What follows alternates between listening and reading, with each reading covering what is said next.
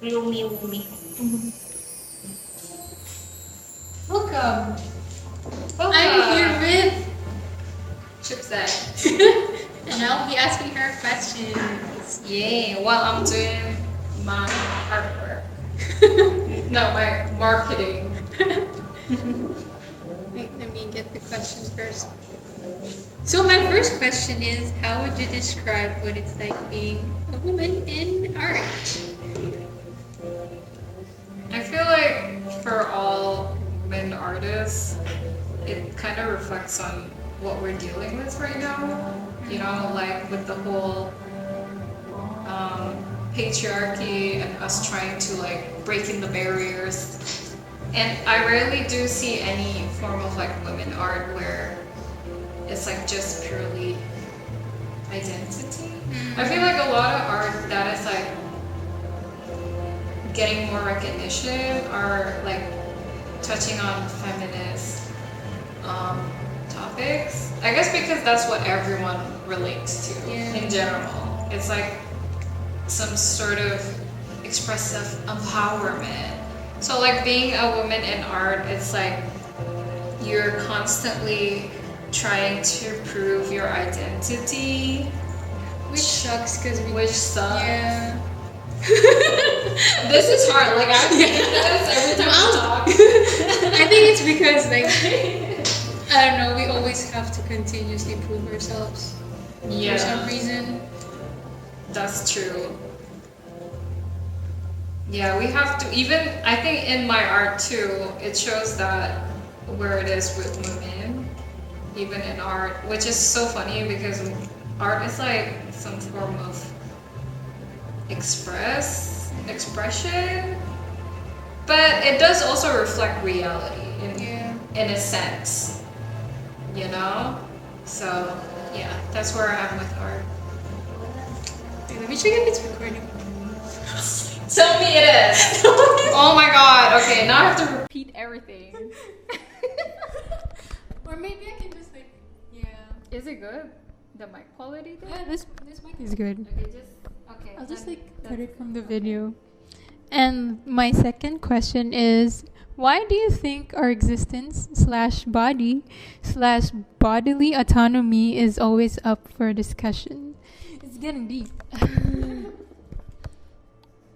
It's because the reality of things is that there is like a structural imbalance and we can't really deny that, you know, and that's why we always constantly need to prove ourselves.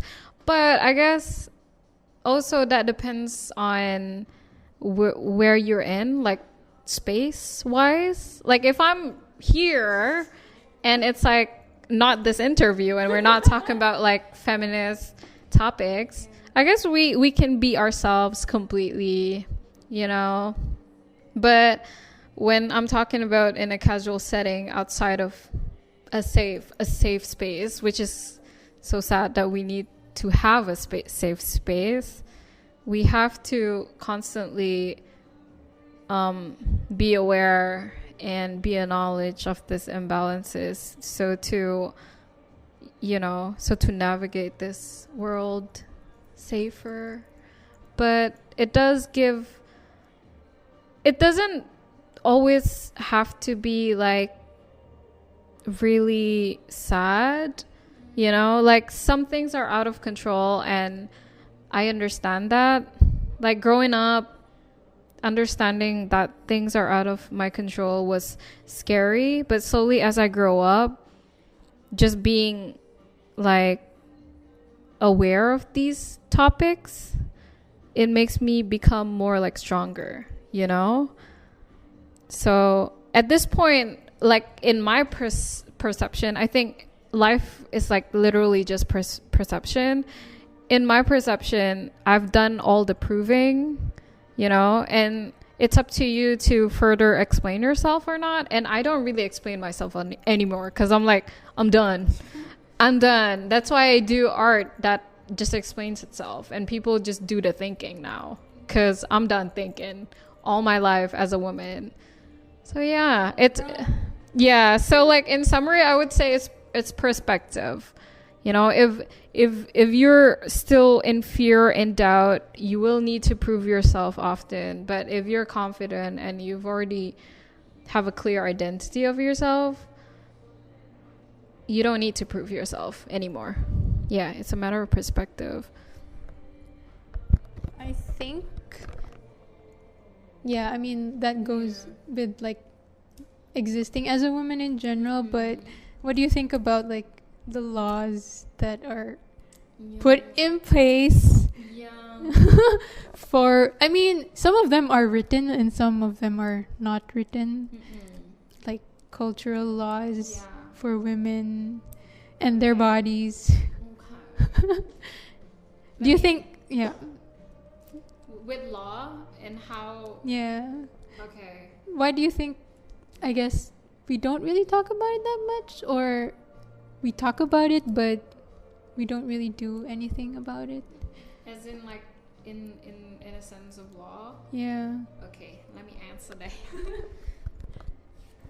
It depends on where you are. Like, I've met certain people. I can't really name the countries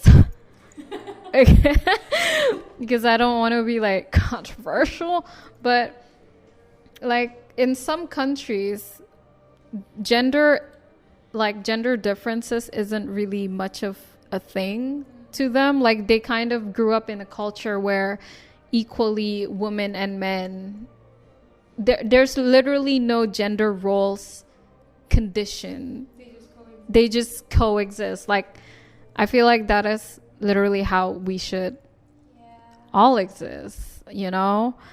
I'm not gonna get into like the history of how that happened, i.e. colonization. But like me, I'm in a place where there's a law where our modesty is always like questioned as our morality. Like, if I dress this way, morally I'm like, you know, not as good as a covered woman. Is that a right word? A covered woman? Wait, does that sound off? Covered. Yes, covered. I guess, like, isn't it funny, like, whenever we talk about our bodies, it's always about modesty? Yeah, right. That's true. It's really funny because that's how people are conditioned to think. But I believe that in a sense of like, I'm very much tapped into my intuition, and my intuition says that it's wrong. So I cannot comprehend why anyone would be like conditioned to think that way. But I do understand that certain people are not experiencing the same things that I am. So sometimes when it's a topic where body is in discussion, I would rather like try to explain to people, you know, and try to explain to people that, in my view, like being covered or like wearing less doesn't equate to, like, just me saying this to you is also like telling other people that it doesn't have to be that way, you know. I think some people are just not open to change, and some people are open to change, and I think I curate my own world, you know, Which we all should. like but I do also understand that choice, for some people, choice isn't an option, you know. It's a circumstance, and that's up to people like us, or like anyone who's privileged, or anyone who has a position to change that, to actually, like, we need this topic to reach to them so they can actually make the change for certain people who don't have the power. Because with great power comes great responsibility. But yeah, I think that's what, I don't know. I think I said what I said. Yeah. I said what I said. Mic drop, literally. Let me check if it's still recording. Imagine if it didn't. Oh, it's the recording. Okay. Okay, we have one battery left. We have one battery left. So my last question is, this one is quite lengthy. At this point in time, we're quite familiar with most of the pop feminist theories in art and culture, like the male gaze and intersectionality. Do you feel like we will continue to emerge in a more progressive direction, given with what we know? I feel like... Oh, is this it? I feel... I always start my answers with I feel. Me, it's fine. Because I be feeling. I be feeling. I'm not factual because I have a memory of a goldfish. So like I'm very like feeling based. I feel that It's like a Miss Universe question. I think there's two types of like feminism. I truly believe that sometimes people do take a cause and capitalize out of it. And I think that's where progression will never progress because the intention was never there. Yeah, it's just to make money. And I think it's up to us to acknowledge and know that not all causes are there for the right cause. Just because it tells you that it's doing this. I think I cannot control the majority, but I can control what I could do as a person in a society coexisting with people. I could start with my own intentions, and then I feel like I said, like the worldview changes when you start it. So in my life, I feel like I heavily feel that progression where I am suddenly in a situation where I'm supported by like women who doesn't really, you don't have to explain yourself anymore. It's like they know, like back then when I was like born into this world, naive, gullible, I didn't know anything about, what roles were placed on us, but I did feel that, frustration. I did feel the restriction, I'm very intuitive, and I felt that so heavily that like I didn't feel any progress. I didn't feel there was any progress because I didn't put myself in a situation where there was progress. So like when I did put myself in a situation where there was progress, we stopped talking about these gender differences. It's like it doesn't exist in my world anymore, but I do acknowledge that when I do get outside of these spaces, it's like, oh, it's still the same, but in order to make a progress is that you need to constantly support the people who already know that there are and will be changes, like currently right now I'm surrounded by like women who are very, I would say they're not they're like they broke out of the conditioning that they were told, and we're moving forward in a place where we're not restricted by gender roles, and we're doing so much. We're breaking barriers, and I hate saying like breaking barriers because like this is literally just human effort to me, only because it's a context of like feminism, so I had to use those words. Would you say like it's definitely progressed just a little bit like during this time compared to when you were younger? Okay. I mean it's still in the topic. Definitely. Definitely.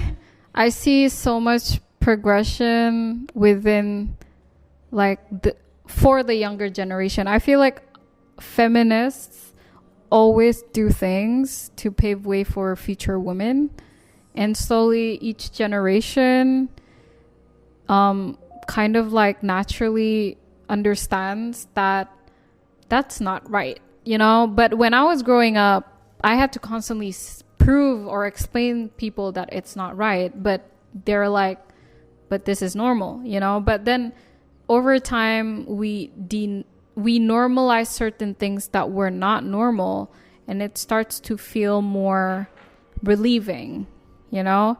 And I'm at a point in my life here where it feels like there's no changes, but I'm pretty sure that we've paved way for changes for the younger generations just by talking to them. You know, when I have a conversation with them, it felt so different. It's like they're talking about other things and they weren't like censored. And I still have that a bit of trigger where it's like, wait, it's normal now? But then it's like, oh, it's normal now, is in a happy way. Yeah. So I think we're constantly progressing. I mean, if we think about it, like far way back, women weren't allowed to wear pants. I don't know where was that, but it was a topic of discussion though. I mean, we weren't allowed to vote. Exactly. Like if you think about it, like we've done so much, but like some people don't choose to change, but that doesn't mean there is no change. That just means that person didn't change, you know? Don't you just hate it that knowing we did do a lot, we progressed a lot, but knowing that there's still more work to be done? Right? Yeah, that's true. Yeah. I hate it, and I'm constantly angry about it, that there are more work to be done. But I guess like I like to see the positives that we did. I feel like when I see something like it's a problem, I know that I'm angry, but after that anger, I would always be happy that I've found that problem to fix it every time. That's my like mindset with things. Like it's either when I'm angry about something, I know I have the power to fix it, you know, in a sense of like just conversating with people, you know, and like I'm just always like, what do you call that? I will confront someone, you know, but when I confront, I don't really come from a place where hostility. I want what's beneficial for the both of us, where I don't want to like give them this idea that they are like, they're technically wrong, but it doesn't mean it's not right that they didn't understand it the first time. But if I said it like before and they choose not to listen, I'd just cut them off. It's like, that's their problem. They're probably not going to survive in this world, full stop, despite anything. Thank you for your very insightful answers. Do you have any final advice? Look into the camera. Oh, my back. My final advice for women out there is that you need to have a clear identity of yourself to actually make a change. So like whenever people tell you that you can't do shit, just know that it means that they're less than you. Because tell me why you're telling a woman that they can't do shit. Probably you can't. You're projecting. It's always a projection when it's a negative comment. Always. Thank you. Thank you. Bye. She was listening. She was my audience.